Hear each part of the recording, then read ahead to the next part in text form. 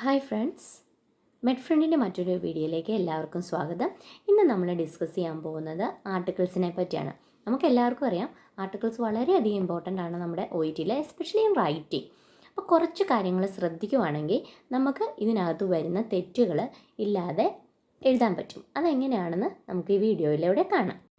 അപ്പോൾ ആർട്ടിക്കിൾസ് എന്ന് പറയുമ്പം there are two types of article, indefinite article and definite article. Indefinite article എന്ന് പറഞ്ഞാൽ എന്താണ്? Indefinite article as the name suggest അതൊരു ഇൻഡെഫിനിറ്റ് ആയ അല്ലെങ്കിൽ ഒരു അൺസ്പെസിഫിക് ആയിട്ടുള്ള ഒരു മാറ്റർ പറയുമ്പോഴാണ് നമ്മൾ ഇൻഡെഫിനിറ്റ് ആർട്ടിക്കിൾ ഉപയോഗിക്കുന്നത്. ഇൻഡെഫിനിറ്റ് ആർട്ടിക്കിൾ ഏതൊക്കെയാണ്? A and an. എ അല്ലെങ്കിൽ ആനാണ് ഇൻഡെഫിനിറ്റ് ആർട്ടിക്കിൾസ് ആയിട്ട് നമ്മൾ ഉപയോഗിക്കുന്നത്. പിന്നെ ഒരു സ്പെസിഫിക് ആയിട്ടുള്ള ഒരു കാര്യം പറയുമ്പം അതാണ് നമ്മുടെ രണ്ടാമത്തെ ആർട്ടിക്കിൾ, ഡെഫിനിറ്റ് ആർട്ടിക്കിൾ. അപ്പോൾ അത് ദ ആണ്, ദ. സോ ഫസ്റ്റ് നമുക്ക് ഇൻഡെഫിനിറ്റ് ആർട്ടിക്കിൾ എന്താണെന്ന് നോക്കാം. ഇൻഡെഫിനിറ്റ് ആർട്ടിക്കിൾ എന്ന് പറയുമ്പോൾ എ ഓർ ആൻ ആണ് നമ്മൾ ചേർക്കുന്നത്. അപ്പോൾ ഈ എ ഓർ ആൻ എവിടെയാണ് ചേർക്കുന്നത്? ഒരു നൗണിന് മുന്നേ ആയിട്ടാണ് നമ്മൾ ചേർക്കുന്നത്. So indefinite articles joints before A noun. ഇങ്ങനെ ചേർക്കണമെങ്കിൽ നമുക്കൊരു 3 ക്രൈറ്റീരിയ ഉണ്ട്. അതായത് ഈ നൗൺ സിംഗുലർ ആയിരിക്കണം, ഈ നൗൺ കൗണ്ടബിൾ ആയിരിക്കണം, ഈ നൗൺ അൺസ്പെസിഫിക് ആയിരിക്കണം. കൗണ്ടബിൾ ആയിരിക്കണം, അൺസ്പെസിഫിക് ആയിരിക്കണം, സിംഗുലർ ആയിരിക്കണം. എങ്കിൽ നമുക്ക് എ ഓർ ആൻ ഈ നൗണിന് മുന്നിൽ ചേർക്കാം. ഞാനൊരു എക്സാമ്പിൾ പറയാം. അത് പറയുമ്പോൾ ഇച്ചിരി കൂടെ നമുക്ക് മനസ്സിലാവും. She was seen by a doctor. അപ്പോൾ നമ്മൾ ആ ഡോക്ടറിന് മുന്നേ ആയിട്ട്, ഡോക്ടർ ഒരു നൗണാണ്, സിംഗുലർ ആണ്, കൗണ്ടബിൾ ആണ്, അൺസ്പെസിഫിക് ആണ്. അതായത് നമ്മൾ നേരത്തെ ആ ഡോക്ടറിനെ പറ്റി ഒന്നും പറയുന്നില്ല. അങ്ങനെയുള്ള സ്ഥലങ്ങളിൽ നമുക്ക് ചേർക്കാൻ പറ്റുന്നതാണ് ഈ article. So she was seen by a doctor. പിന്നെ എ ആൻഡ് ആൻ എന്ന് പറഞ്ഞു. നമ്മൾ എ എവിടെ ചേർക്കണം, ആൻ എവിടെ ചേർക്കണം എന്ന് നോക്കാം. എ എന്ന് പറയുമ്പം കൺസണന്റ് സൗണ്ട്സിന് മുന്നേ ആയിട്ടാണ് നമ്മൾ എ ചേർക്കുന്നത്. ആൻ ചേർക്കുന്നത് വവൽ സൗണ്ട്സിന് മുമ്പേ. Vowel sounds, not vowels, vowel sounds. അത് സ്പെസിഫിക് ആയിട്ട് ഞാൻ പറയുന്നുണ്ട്. Vowel sounds and a before consonant sounds. Vowel sounds ഏതൊക്കെയാണ്? A, E, I, O, U. ഈ ഇതിൽ വരുന്ന ഈ sound A, E, I, O, U, ഈ ലെറ്റേഴ്സ് അല്ല, സൗണ്ട്സ്. അപ്പോൾ അത് പ്രത്യേകം ശ്രദ്ധിക്കുക. A or an. നമ്മൾ ഓരോ എക്സാമ്പിൾ നോക്കുമ്പോഴത്തേക്കും നമുക്കൊന്നുകൂടെ മനസ്സിലാവും. അപ്പോൾ നമ്മളൊരു പ്രൊസീജിയേഴ്സൊക്കെ പറയുകയാണ്. A mammogram, A mammogram, A C T scan, A blood test, A stool sample, A urine sample. എന്തുകൊണ്ടാണ് യൂറിൻ? യു ആണ്, അതായത് വവ്വലാണ്, പക്ഷേ വവ്വൽ സൗണ്ട് വന്നേക്കുന്നത് യു എന്നുള്ളതാണ്. അതുകൊണ്ടാണ് അവിടെ എ വന്നേക്കുന്നത്. കാരണം കൺസണൻറ്റ് ആയിട്ടുള്ള വൈയുടെ സൗണ്ടാണ് അവിടെ വന്നേക്കുന്നത്, യു.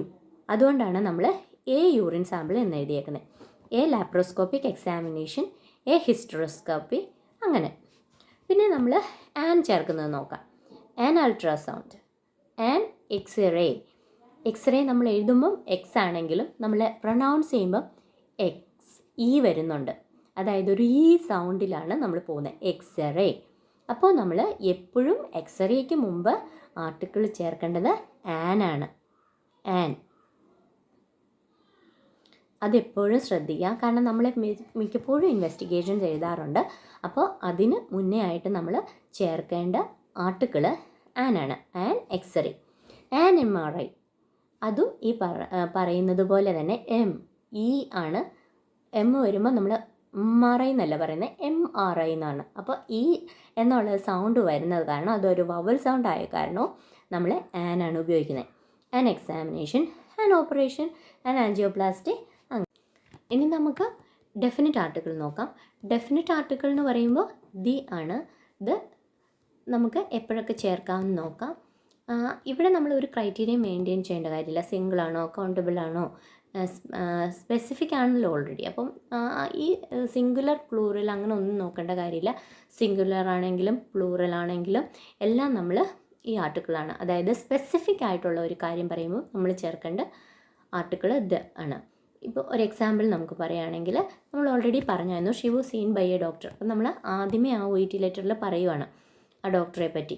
അപ്പോൾ അവളെ ഒരു ഡോക്ടർ കണ്ടായിരുന്നു. അത് കഴിഞ്ഞിട്ട് നമുക്ക് പറയാം the doctor advised an x-ray. ആ ഡോക്ടറാണ് എക്സ്റേ പറഞ്ഞേക്കുന്നത് എന്ന് പറയുമ്പോൾ നമ്മൾ ആ ഡോക്ടറിനെ പറ്റി പറഞ്ഞു. അത് കഴിഞ്ഞ് നമുക്ക് പറയണമെന്നുണ്ടെങ്കിൽ ദ ചേർക്കാം.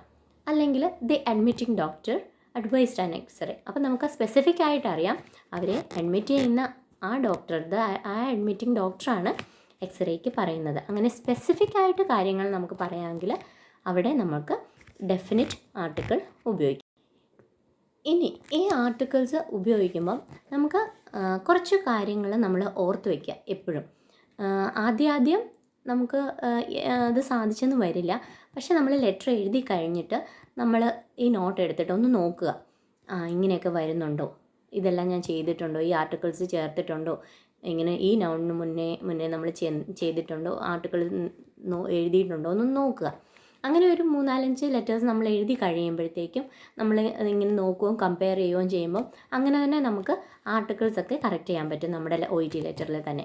അപ്പം ആദ്യത്തെ ലെറ്ററിൽ നടക്കുമെന്ന് ഞാൻ പറയുന്നില്ല. പക്ഷെ നമ്മളൊരു 5-6 ലെറ്റർ എഴുതി കഴിയുമ്പോൾ ഈ ക്രൈറ്റീരിയ എല്ലാം വെച്ച് നമ്മൾ എഴുതി കഴിയുമ്പോഴത്തേക്കും നമുക്കത് ബൈ ഹാർട്ട് ആവും. പിന്നെ നമ്മളത് അതിനെപ്പറ്റി ചിന്തിക്കേണ്ട കാര്യമില്ല. അപ്പം നമ്മൾ ഫസ്റ്റ് പറയുന്നത് നമ്മൾ മെഡിക്കൽ കണ്ടീഷൻസ് ഉണ്ടല്ലോ, മെഡിക്കൽ കണ്ടീഷൻസിന് മുമ്പായിട്ട് നമ്മൾ ആർട്ടിക്കിൾസ് ഒന്നും ചേർക്കാറില്ല. For example a diabetes mellitus, a Parkinson's disease, അങ്ങനെയൊന്നും നമ്മൾ പറയത്തില്ല. അതായത് ഡിസീസ് കണ്ടീഷൻസിന് മുമ്പായിട്ട് നമ്മൾ ആർട്ടിക്കിൾസ് ചേർക്കുകയേ ഇല്ല.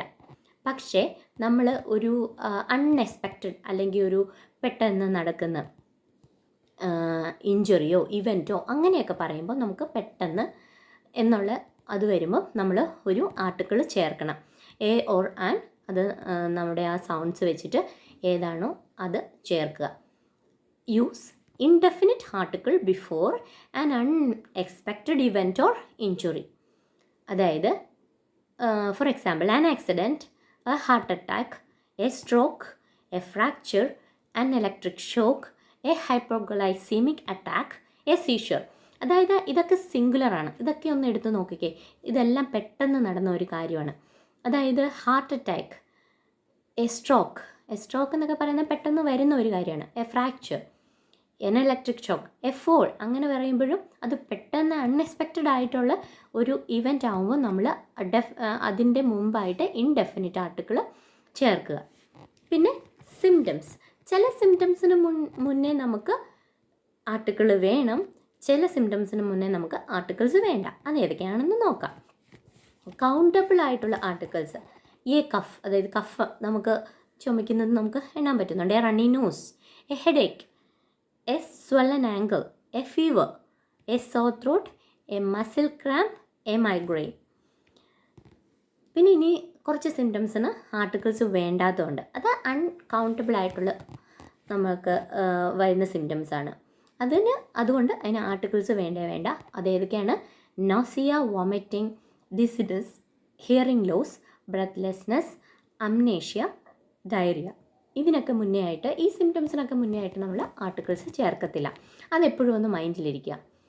അപ്പോൾ ഒന്നുകൂടെ ഞാൻ പറയാം. Symptoms that require an article: a cough, a runny nose, a headache, a swollen ankle, a fever, a sore throat, a muscle cramp, a migraine. Symptoms that does not require an article, which are uncountable, that is nausea, vomiting, dizziness, hearing loss, breathlessness, amnesia and diarrhea. പിന്നെ നമ്മൾ ശ്രദ്ധിക്കേണ്ടതാണ്, always puttu an article before job title. ഒരു job title നമ്മൾ പറയുമ്പം എപ്പോഴും article use ചെയ്തിരിക്കണം. Four example A nurse, A doctor, A physiotherapist, an occupational therapist, അങ്ങനെ.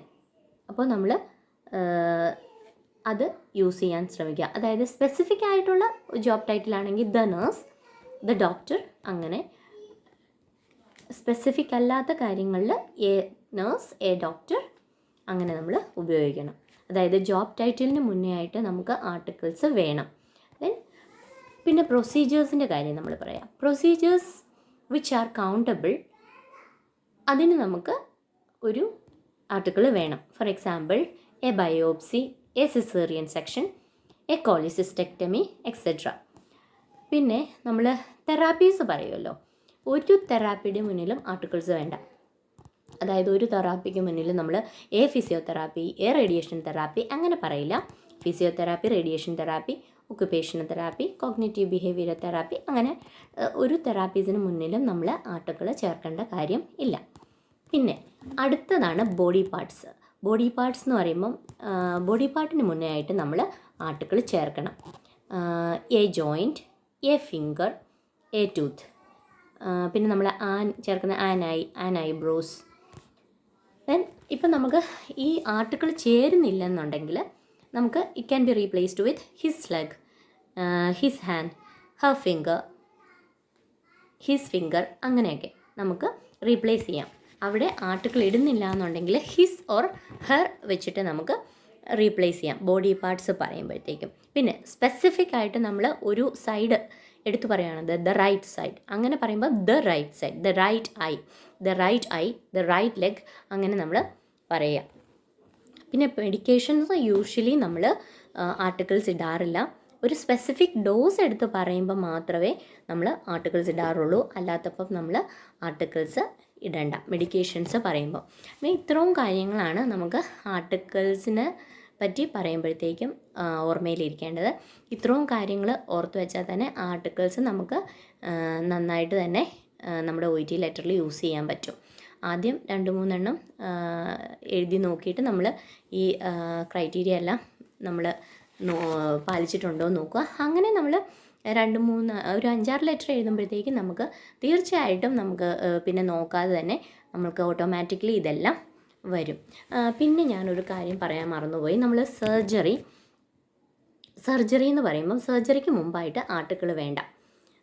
അതേസമയം ഒരു സ്പെസിഫിക് ആയിട്ടുള്ളൊരു പ്രൊസീജിയേഴ്സിന് പറയുമ്പോൾ ആർട്ടിക്കിൾ, അതായത് സർജറി എന്നൊന്നും നമ്മൾ പറയില്ല, സർജറിക്ക് മുമ്പായിട്ട് ആർട്ടിക്കിൾ വേണ്ട.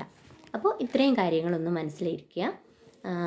നിങ്ങൾക്ക് ഇഷ്ടമാകുന്നുണ്ടെങ്കിൽ എൻ്റെ ഈ വീഡിയോ ഒന്ന് ലൈക്ക് ചെയ്യുക. പിന്നെ നിങ്ങൾക്ക് അത്യാവശ്യം വേണ്ട കാര്യങ്ങളൊക്കെ ഒന്ന് കമൻറ്റ് ചെയ്യാം. നമുക്ക് അടുത്ത വീഡിയോയിൽ കാണാം. Thank you.